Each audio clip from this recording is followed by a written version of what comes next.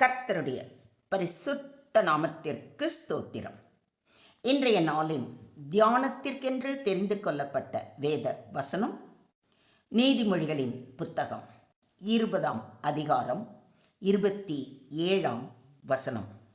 நீதிமொழிகள் 20:27.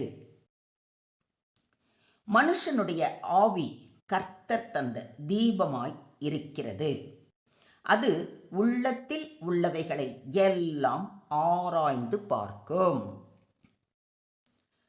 The spirit of a man is the lamp of the Lord, searching out his inmost being. ஆண்டவர் மனிதருக்கு தந்துள்ள ஆவி ஒரு விளக்கு. அது அவர்களின் உள்ளத்தில் இருப்பதை எல்லாம் ஆய்ந்தறியும். ஆமென். இன்றைய தியான வசனம் மனிதனின் உள்ளமும் மனசாட்சியும் பற்றி பேசுகிறது. ஆவி தேவன் தந்த தீபம். ஆவி என்பது மனிதனின் உள் வாழ்க்கை, அதாவது சிந்தனை, மனசாட்சி, ஆன்மீக உணர்வு போன்றவற்றை குறிக்கிறது. அதை தீபம், லேம்ப் என்று சொல்லப்படுவது கர்த்தர் மனிதனுக்குள் வைத்திருக்கும் ஒளியின் கருவி என்பதை உணர்த்துகிறது. தீபம் இல்லாமல் இருளில் எதையும் பார்க்க முடியாது. அதுபோல மனுஷனுடைய ஆவி இல்லாமல் அவன் உண்மையை அறிய முடியாது. கர்த்தர் தந்த தீபம், அதாவது இது கர்த்தரால் கொடுக்கப்பட்டது. இந்த ஆவி நம்முள் தானாக தோன்றியது அல்ல, தேவன் நமக்குள் வைத்திருக்கும் ஒரு வரம். தேவனாகிய கர்த்தர் மனுஷனை பூமியின் மண்ணினாலே உருவாக்கி ஜீவ சுவாசத்தை அவன் நாசியிலே ஊதினார். மனுஷன் ஜீவாத்மாவானான் என்று ஆதியாகமம் 2:7 வாசிக்கிறோம். எனவே மனிதன் சாதாரண உடலாக மட்டுமல்ல, தேவனுடைய சுவாசத்தை கொண்டுள்ள ஆவி உள்ளவன். உள்ளத்தை ஆராயும் ஆவி. இந்த தீபம் வெளியில் ஒளிர்ந்து வழிகாட்டுவது போல உள்ளத்தில் உள்ள இரகசியங்களையும் சிந்தனைகளையும் வெளிச்சத்துக்கு கொண்டு வரும். தேவனுடைய வார்த்தையானது ஜீவனும் வல்லமையும் உள்ளதாயும் இருபுறமும் கருக்குள்ள எந்த பட்டயத்திலும் கருக்கானதாயும் ஆத்மாவையும் ஆவியையும் கணுக்களையும் ஊனையும் பிரிக்கத்தக்கதாக உருவ குத்துகிறதாயும் இருதயத்தின் நினைவுகளையும் யோசனைகளையும் வகையறுக்கிறதாயும் இருக்கிறது என்று எபிரேயர் 4:12 வாசிக்கிறோம். தேவனுடைய வார்த்தை இருதயத்தின் யோசனைகளையும் மனோபாவங்களையும் விசாரிக்கிறது என்று சொல்லப்பட்டிருக்கிறது. அதே போல ஆவி நம் உள்ளத்தில் நல்லதும் கெட்டதுமானதை சோதித்து காட்டும். எப்போது நாம் தவறான வழியில் போகிறோமோ அந்த ஆவி நம்மை குற்ற உணர்வினால் எச்சரிக்கும், அதாவது மனசாட்சி குத்தும்.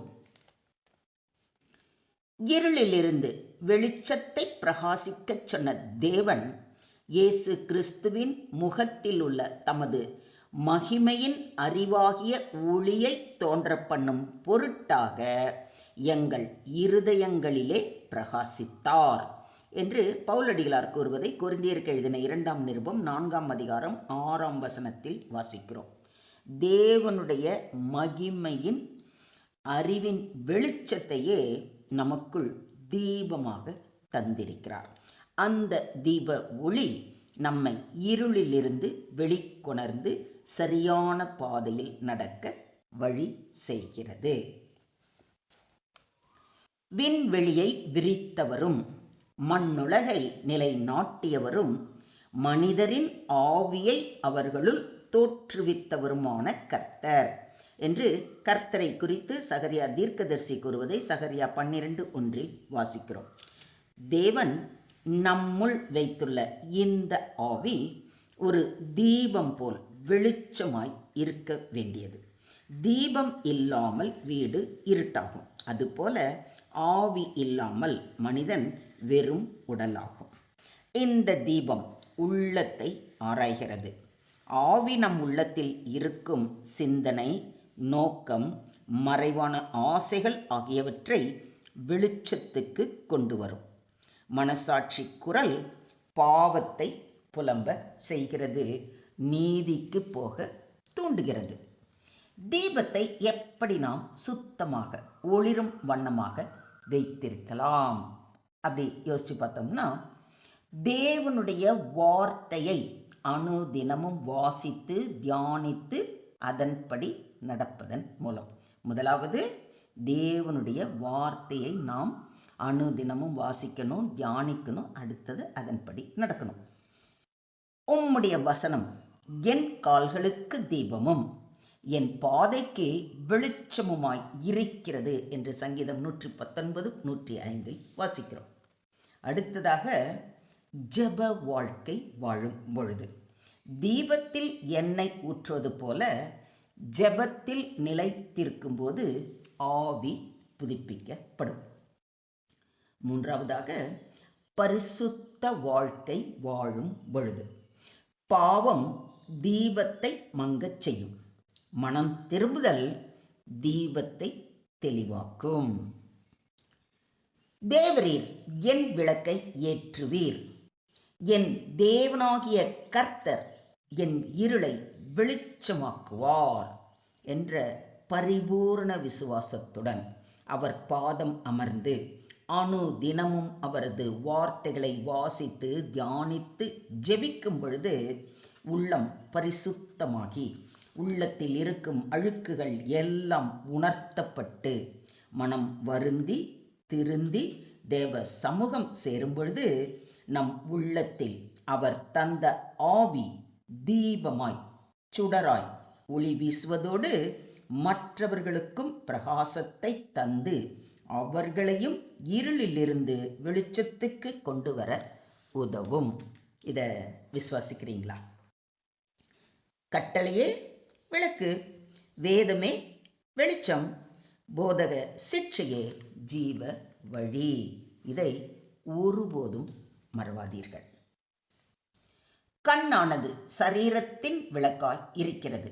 உன் கண் தெளிவாய் இருந்தால் உன் சரீரம் முழுவதும் வெளிச்சமாயிருக்கும் என்று நம்முடைய ஆண்டவராகிய இயேசு கிறிஸ்து கூறுவதை மத்தேயு 6:22 வாசிக்கிறோம்.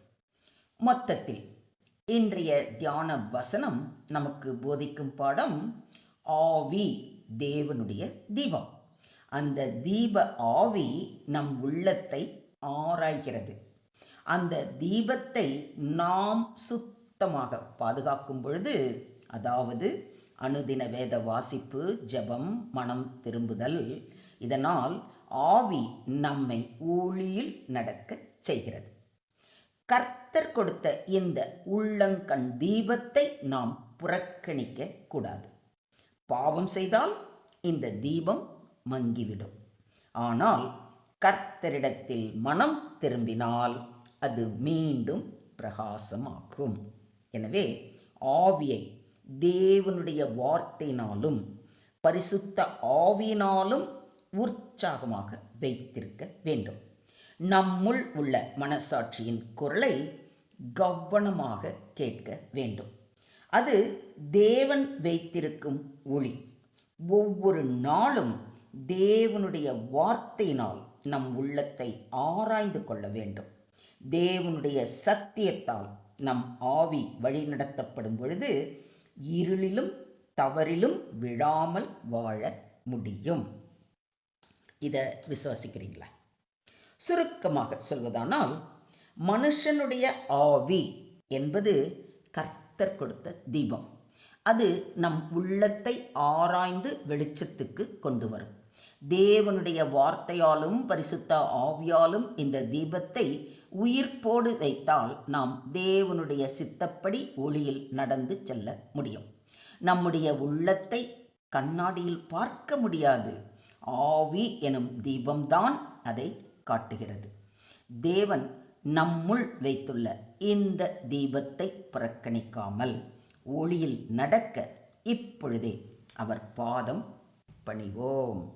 ஸ்தோத்திரம் ஆண்டவரே, ஸ்தோத்திரம் கர்த்தாவே, ஸ்தோத்திரம் ஸ்தோத்திரம் ஸ்தோத்திரம். கர்த்தாவே, எங்கள் உள்ளத்தில் நீர் வைத்திருக்கும் ஆவியின் தீபத்துக்கு நன்றி செலுத்துகிறோம். எங்கள் மனசாட்சியின் குரலை கேட்டு உம்முடைய வார்த்தையின் வெளிச்சத்தில் நடந்து கொள்ள எங்களுக்கு உதவி செய்யும். பாவத்தால் மங்கியிருக்கும் இடங்களில் உமது இரத்தத்தால் சுத்திகரித்து பரிசுத்த ஆவியினால் எங்கள் உள்ளத்தை புதுப்பித்து எப்பொழுதும் உம்முடைய ஒளியில் நடக்கச் செய்ய வேண்டுமாறு தாழ்மையுடன் கேட்டுக்கொள்கிறோம். எங்கள் வாழ்க்கை உமது சத்தியத்தின் சுடராக பிரகாசிக்க எங்களை முற்றிலுமாக தாழ்த்தி உம்முடைய கரங்களிலே ஒப்பு கொடுக்கிறோம். நீங்க பொறுப்பெடுத்துக்கோங்க, நீங்க வழி நடத்துங்க. எல்லா துதியும் எல்லா கணமும் எல்லா மகிமையும் ஒருவருக்கே செலுத்துகிறோம். மீட்பர் இயேசுவின் மூலம் ஜெபம் கேளும் எங்கள் ஜீவனுள்ள தகப்பனே. ஆமென்.